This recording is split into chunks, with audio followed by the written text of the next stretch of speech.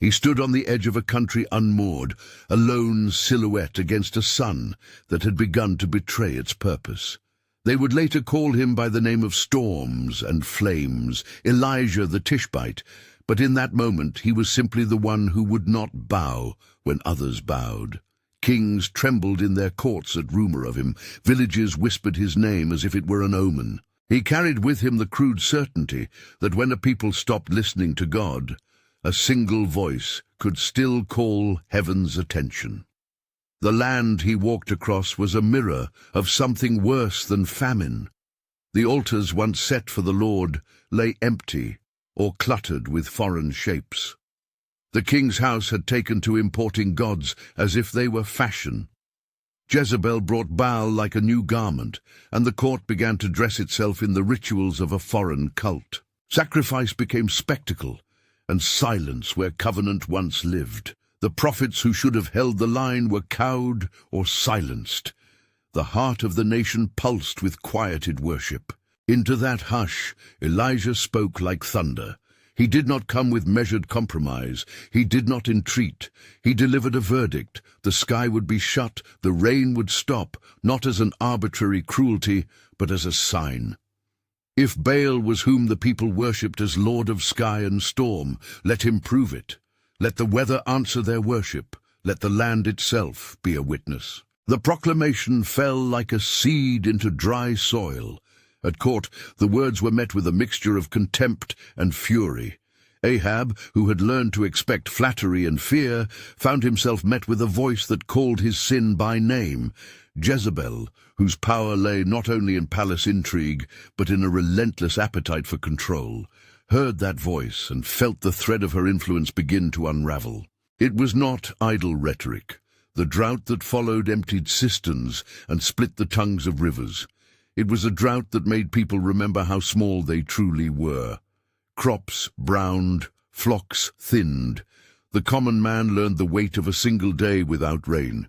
But the drought also made a new line visible in the dust between those who had traded their God for comfort and those who still remembered the covenant. Elijah stood on that line, the hand of God evident in his stubborn refusal to yield to kings or crowds. If this story stirs something in you, stay with it, subscribe, and keep listening to the way God's hidden hand moves through lives that refuse to play safe. God did not leave Elijah to stand alone in spectacular defiance. He led him, but to the margins. In the days when the skies were closed, the Lord told Elijah to leave the center of power and go east, to a brook that bore the name Cherith. There, tucked away from market squares and palace gates, God ordained a course of formation that would be quiet, strange, and wholly dependent. Ravens, creatures of common sight and little ceremony, became instruments of providence. They brought bread and meat at dawn, and Elijah learned to trust sustenance that looked nothing like the official means of support. There was a lesson in being fed by what others would scorn. Reliance took on a new shape. It was not the temple's formality nor the king's largesse, but the unexpected generosity of creatures that might otherwise be ignored. The hand that feeds may come in ragged wings. Day by day, while the land outside Cherith grew brittle and the people scraped for water, Elijah was taught a rhythm of dependence. He learned that provision could be private and quiet, and that such hidden sustaining would be the proof, not merely the evidence, of the God he served. The brook's murmuring became the background to a life being formed, a life that would later summon fire in public and confront idolatry with a calm born of secret meals. But seasons change. Brookbeds run low. Even Cherith, for all its seclusion, could not hold indefinitely against a nationwide drought. When the stream dried, God did not leave Elijah to invent a new survival. Instead, the Lord redirected him westward, to the margins again, but of a different kind, a Sidonian town called Zarephath, a place outside Israel's spoken sympathy, a land of foreign tongues and a widow gathering sticks. It is in the brittle hands of that widow that one of the most sacred paradoxes in the prophet's life unfolded. Here was a woman who had been counted out by the economy around her. She had measured out her last portion to feed herself and her son, and resigned herself to the finality of empty ovens and a closing chapter. When Elijah met her, he did not present commandments or prove points. He asked very plainly for a small hospitality. He requested water and a morsel, not for comfort, but as a test of faith. Will you give when the cup is nearly drained? The widow's heart answered without the polish of theological reflection. She confessed how little she had, how soon she and her child would face starvation. To anyone else, it would have sounded like the end. To Elijah, it sounded like an opening. He spoke a word that sounded like a promise and like a poem. Make me a little cake first, and afterward make one for yourself and your son. Then he spoke what was harder than the rest. He told her that the jar of flour and the jug of oil would not be consumed until the day the Lord sent rain upon the earth. This was not a formula to be clipped from a sermon and applied mechanically. It was an act of divine economy that refused the arithmetic of scarcity. For the widow, obedience was a risky arithmetic. Give up your last cake to a man who has set you against the God of scarcity, and watch how the God of Israel orders the ledger. Each day the jars stayed full. Each morning the oil did not run out. What began as a gesture of courtesy became a sustained miracle that validated Elijah's ministry in a foreign household. Then sorrow came in a form that would test faith beyond what provisions could gird against. The widow's son fell ill and died. The life that had been sustained by divine provision now seemed irrevocably taken. The scene that follows is quiet enough that one could miss it if seeking only the spectacular. Elijah took the child, carried him into the inner chamber, laid him upon his own bed, and cried out to the Lord. His prayer was both the rawness of a man who could intervene and the delicacy of one who knew the limit of his own power. He stretched himself upon the child 3 times, and the Lord answered. When the boy's breath returned, the room was no longer merely a place of private mourning. It became a witness. The widow, who had already found her livelihood tied to an unlikely promise, now spoke plainly of what she believed. Her confession was not doctrinally framed, but saturated with the kind of faith born of seeing life return where none was expected. Now I know that you are a man of God, and that the word of the Lord in your mouth is true. And be in a foreign house with a life restored. The authenticity of Elijah's calling found a testimony stronger than any courthouse proclamation. Hidden provision had become public credential. The one who would stand against kings had been fed by ravens and had raised a child in a widow's house. These were not cheap miracles to be pawned for personal glory. They were confirmations that the God who controlled bread and breath could be trusted in the greater confrontation to come. And come it would. The drought, the provision, the resurrection, each was a putting of pieces on a board that would force a collision between 2 competing claims. The people had been given a test not just of weather, but of the object of worship. If Baal was truly the bringer of thunder and rain, then let him speak. If the God of Israel remained, let him answer. Would the nation be moved by fear, by spectacle, by ritual, or by the revelation that the God of covenant was still sovereign? Elijah stepped from margins back toward the center. He was no longer simply a wanderer receiving bread from birds. He carried with him the weight of what he had seen, the private hand that sustains, and he would now hold it up in daylight where everybody could see. The fire that would answer public idolatry had been kindled in places of solitude. Word of Elijah's presence reached the palace with a speed that felt like inevitability. Ahab and Jezebel, extravagant in their confidence that foreign gods would secure their dynasty, found themselves confronted by a prophet who moved without flattery, who sought not applause, but justice. Jezebel's fury at what she perceived as affront would later be the spark of a personal vendetta. Ahab's crown would be tested by a prophet whose authority did not come from the throne. When Elijah appeared before Ahab, he did not whisper. He declared the drought by the authority of the living God. The king's court, used to sycophants and men who dressed sin in good language, bristled. Some hissed in the corners, others traded glances.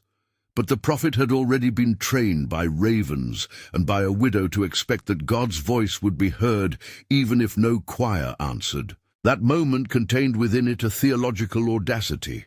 To proclaim drought was to claim the sovereignty of God over nature and over kings. It was to assert that political power did not equate to ultimate authority. This assertion was dangerous. It would cost Elijah seasons of comfort, an easy life, perhaps even peace. Yet the prophet knew that prophetic speech is not an accessory to politics. It is a summons to covenant fidelity. As the months of drought unfolded, the people's desperation seeded fear, and fear birthed superstition. The prophets of foreign shrines grew bold. Jezebel's house swelled with self-assurance.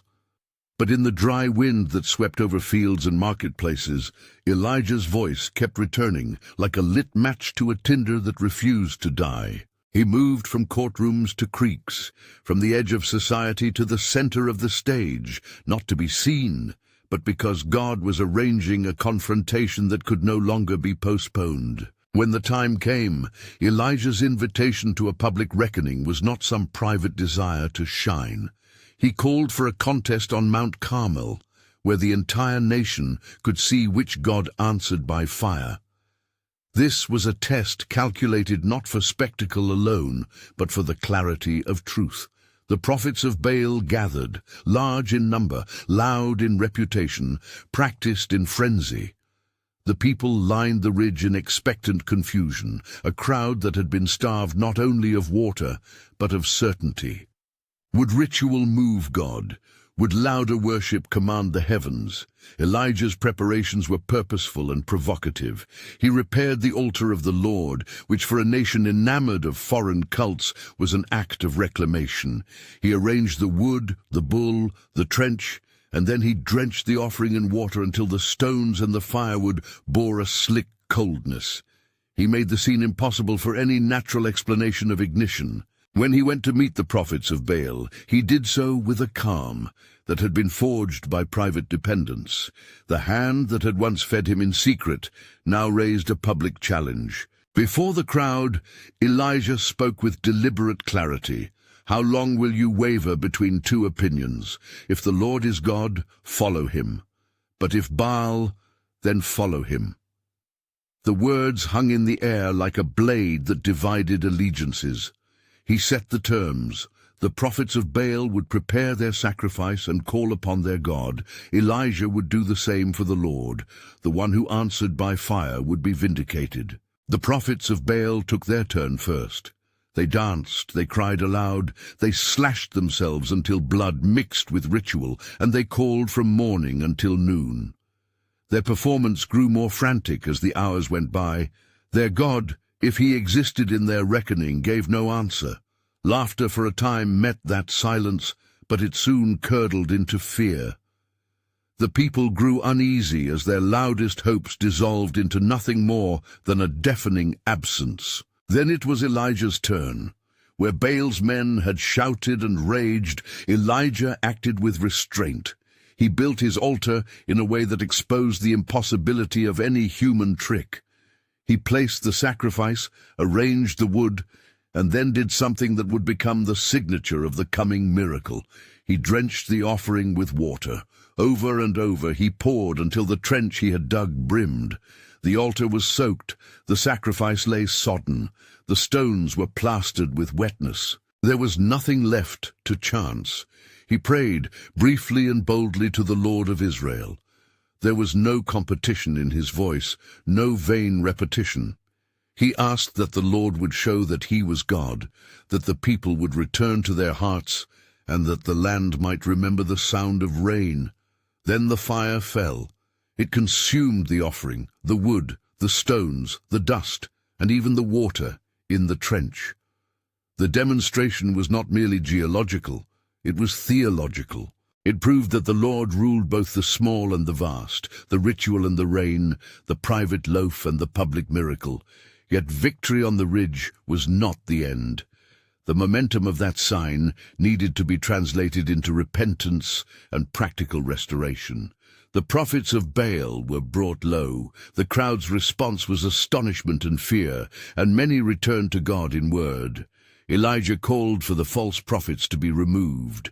Their power was a social ill that required correction. He did not delight in bloodshed. He understood that judgment is a solemn instrument in the hands of God, not a plaything of vindictive men.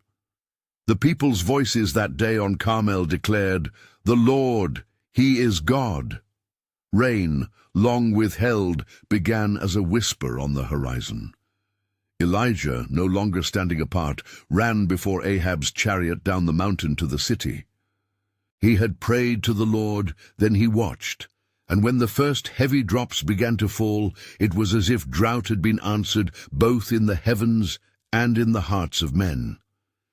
The land would begin to heal, but not without the aftershocks of human wrath. News of the contest and its outcome reached the palace, and with it the temper of a queen who did not receive defeat as a thing to be endured. Jezebel, affronted by the public humiliation of her religious program and of the men who had built it, swore her vengeance. She swore it as a woman who had reshaped nations with power and fury, and her vow was a blade aimed at the prophet who had dared to call her husband's court to account. Where triumph rose, peril followed. Elijah had stood as a prophet of fire in front of a multitude. He had proven that the God of Israel could summon both flame and future. Yet the same day that the heavens opened, the shadows drew a different kind of line. Jezebel's vow made the mountain of victory into the threshold of a chase. The prophet who had weathered isolation would now be pursued into it. In the space between a soaked altar and the palace's dark promise, Elijah found the fragile seam between public demonstration and private breaking. Night settles differently on a man who has tasted both the roar of the crowd and the quiet of the brook. Triumph can hollow into loneliness. Vindication can sharpen into danger.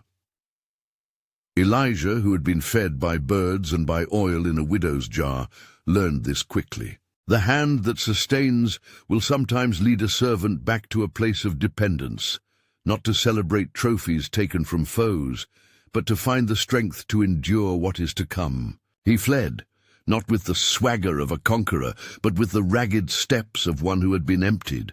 The road took him into the wilderness, into a place where his soul could break open in ways that public applause could not reach. Under a broom tree he lay down, exhausted beyond words, and for the first time in the narrative his prayer was not for show, but for a kind of mercy that has no audience. His cry was plain. "Enough.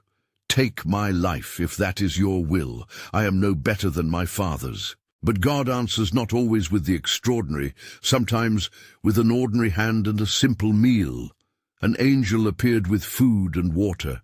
The prophet ate, slept, and was fed again, not once but twice, and the food became the kindling for a 40-day journey to Horeb, the mountain of God. Horeb would not be another stage for thunder and spectacle. There would be wind that tore at the rocks, an earthquake that shook the ground, and fire that licked the sky. But the Lord was not in any of these. The prophet who had called down flame on Carmel was about to discover the sound of God's voice in a whisper so faint it could be overlooked. In that gentle speech, Elijah's soul would be restored, and a commission would be given that reached beyond him to the future. An instruction to anoint leaders, to preserve a remnant, to call a successor. At Horeb, in the hush that follows the quake, Elijah heard that whisper and was told that he was not alone. 7,000 in Israel had not bent the knee to Baal. The revelation steadied him.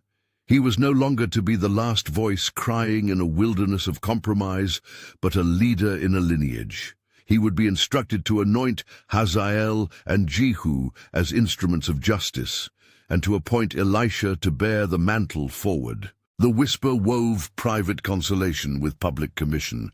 It married the prophet's dependence with the continuity of God's movement through people. This revelation does not erase the cost. The prophet would still face the bitterness of royal schemes and the sharpness of vengeance.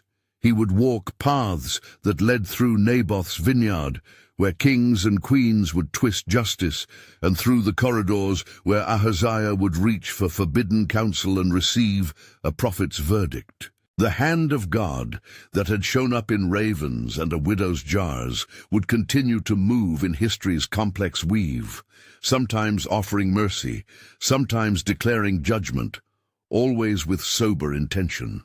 But those scenes belong to what comes next. For now, the mountain hush has eased only enough to set the stage for a return.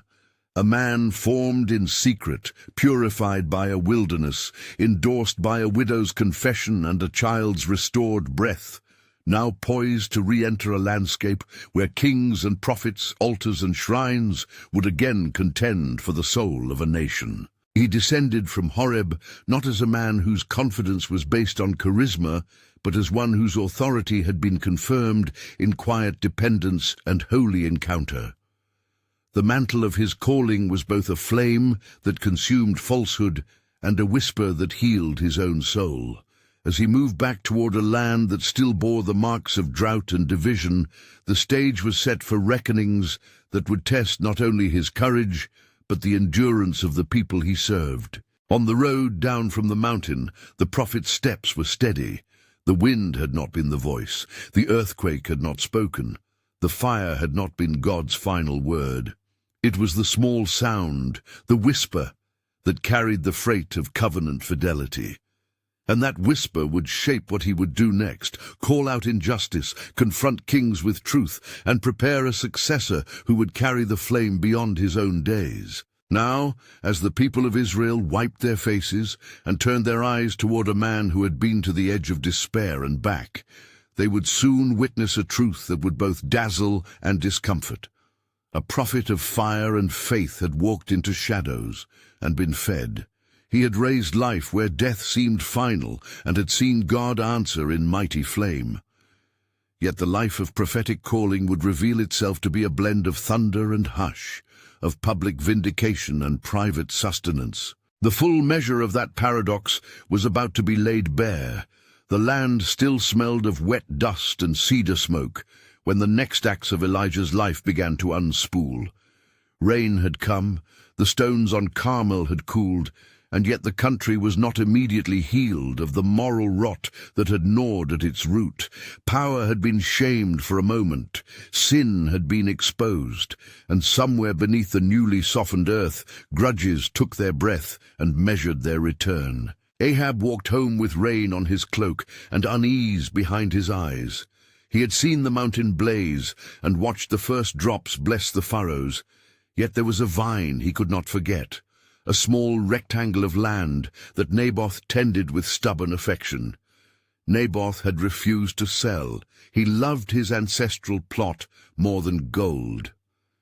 Where Ahab saw a view and the convenience of a vineyard beside his palace, Naboth saw a portion of covenant memory, a portion of his father's life passed to him. The refusal cut at Ahab, not for its logic, but for the sting to his appetite. Jezebel, who ruled the court with the precision of a general and the cruelty of a tyrant who never forgave a slight, heard of the refusal and heard also the soft irony of a prophet shaming her husband in the public square. She did not pause for pity or propriety. She devised a scheme as sure as it was false. Two scoundrels would bear false witness. Naboth would be condemned for blasphemy and killed.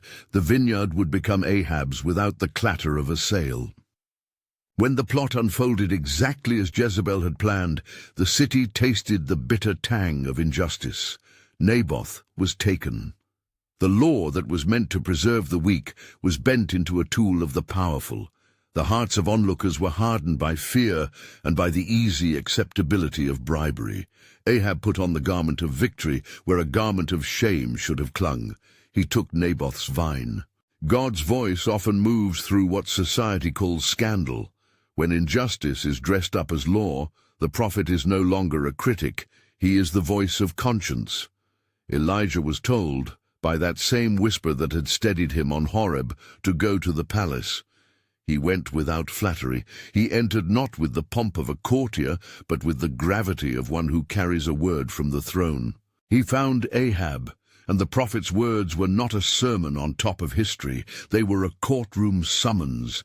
Elijah said to him plainly, and with the weight of the Lord, "Have you murdered and taken possession?" The question itself was a pulling back of the veil. Then came the sentence: because of what had been done, the house of Ahab would experience disgrace. Dogs would lick his blood in the place where they licked Naboth's blood, and Jezebel, who had perfumed herself with scheming, would not escape that judgment. Ahab's response surprised even him. The man who had once worn others' devotion like crowns threw himself upon the ground. He put on sackcloth, he fasted, he humbled himself before the Lord. And the Lord, in a measure that reveals both holiness and mercy, postponed the calamity that had been pronounced, saying he would bring it about in Ahab's days, but not wreak the full disaster while Ahab lived in contrition. Justice and mercy met at an awkward edge. The prophet's words stood, but the schedule changed by the Lord's own gracious calculation. Elijah's ministry would continue to press the edges of power. Royal scheming did not end with one vineyard. The corridors of influence kept their own counsel, and a palace could be a place where truth came only in the form of denunciation. Time and again, the prophet would be the lent voice that spoke for those without power. Another scene, poignant in its bluntness, followed in the house of Ahaziah, a son of Ahab, who sought counsel from realms that were not his to ask. Ahaziah fell through the lattice of his palace and became ill. Instead of seeking the God of Israel, he sent messengers to inquire of Baal-zebub, the god of Ekron, whether he would recover.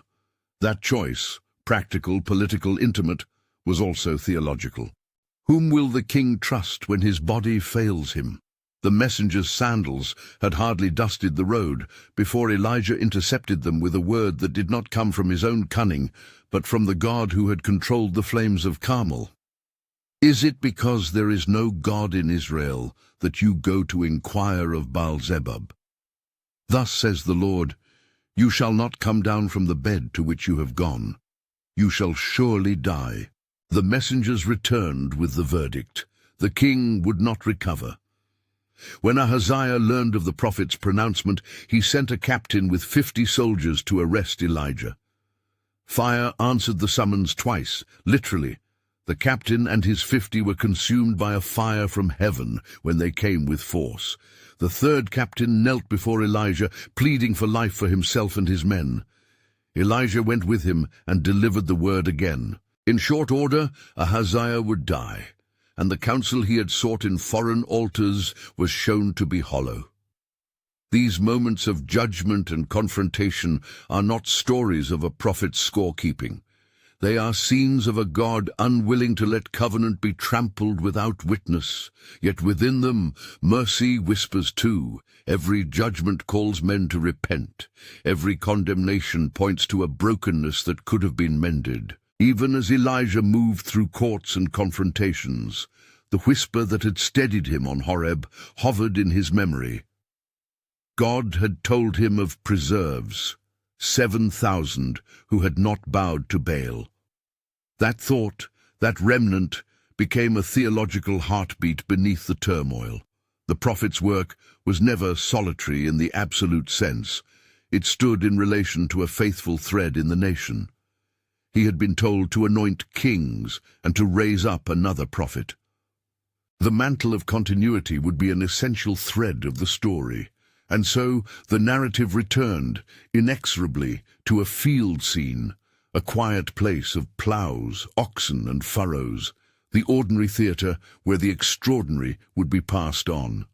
Elisha, the son of Shaphat, was there, turning the earth and shaping rows under the open sky. He was not yet a famed man of God. He was a son of the land, one among many, the kind who listened more to the soil than to the throne.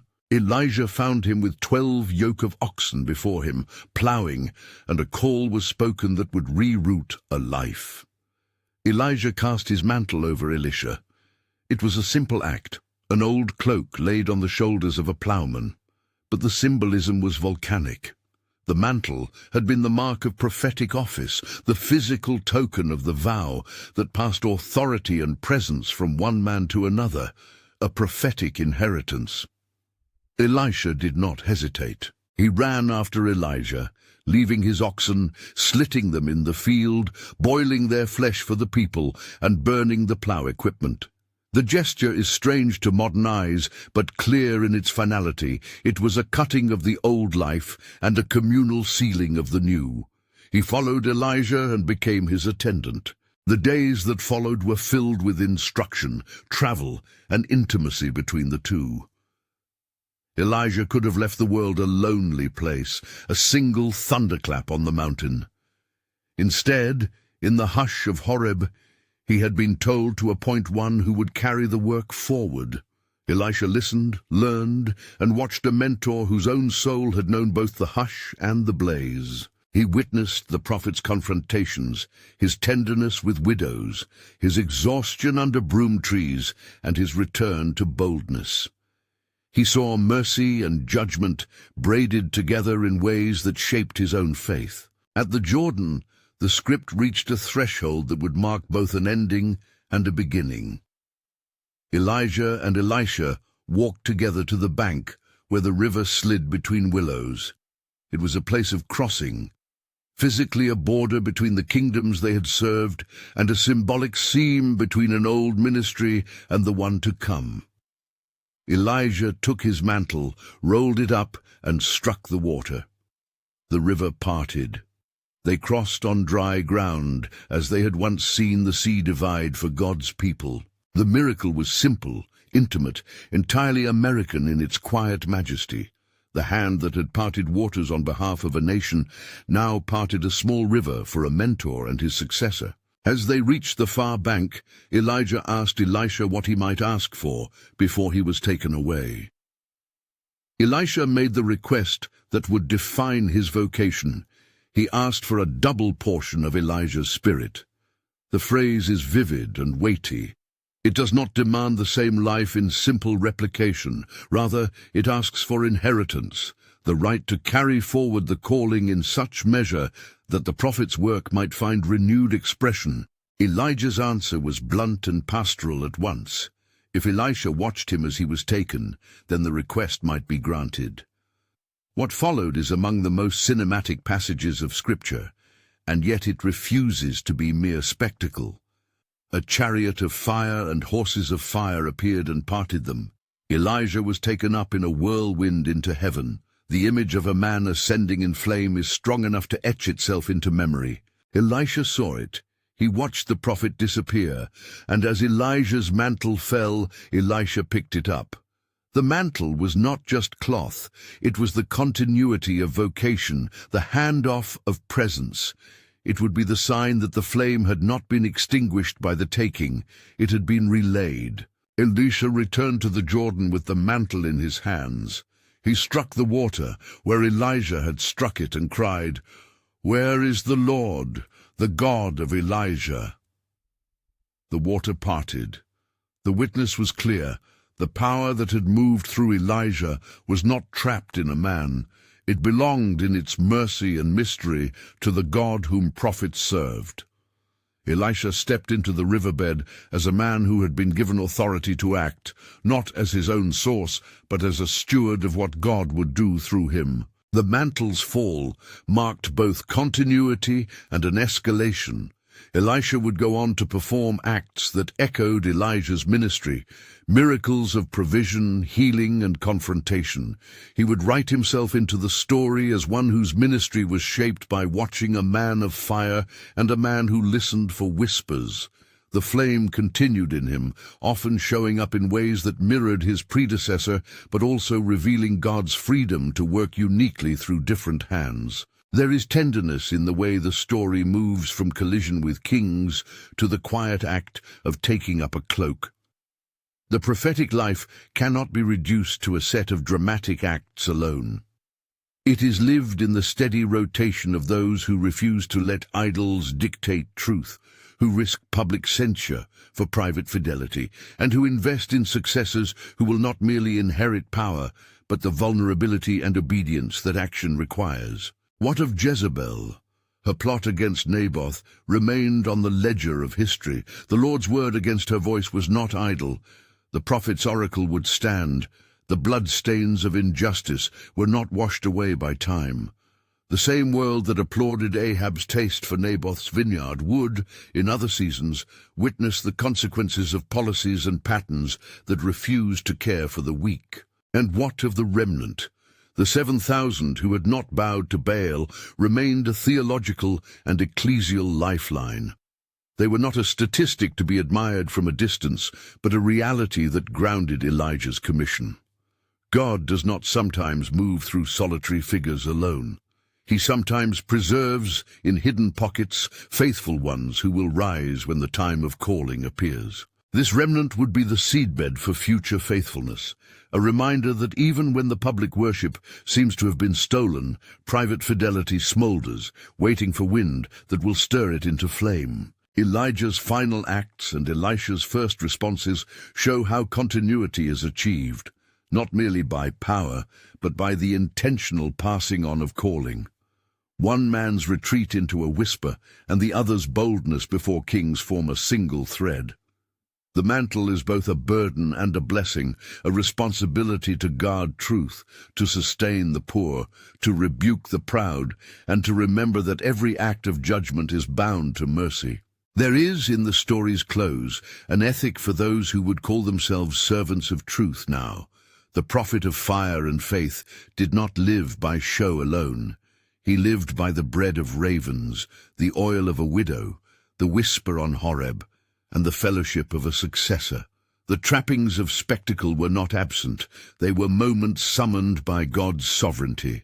But they were anchored in hidden dependence, in private sustenance, and in obedience that did not count cost. Consider the cost for a moment. To speak truth to power can leave a man exiled in his own country. To rely on God may mean being fed by the hands that the world despises. To lead is to risk loneliness, and to pass on authority is to acknowledge that no one lasts forever. These are not negatives to be polished into romanticism. They are the somber facts that give prophetic ministry its moral seriousness. Yet the story ends neither in despair nor in triumphal boast. It ends in continuity, a cloak on a shoulder, a river parted, a whisper remembered, and a fire that keeps burning. The prophet of fire is taken, but the presence he embodied remains.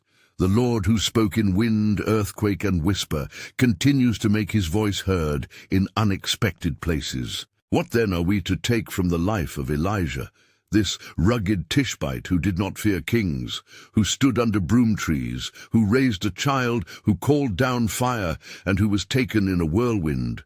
First, that faith is both public and private, both spectacle and bread. The public act of confronting idols cannot be sustained without the secret discipline that feeds it. Second, that prophetic work is costly and communal. It requires a remnant who will not bow, and a successor who will take up the mantle. Third, that God's sovereignty over nature and courts means his care is not a formula.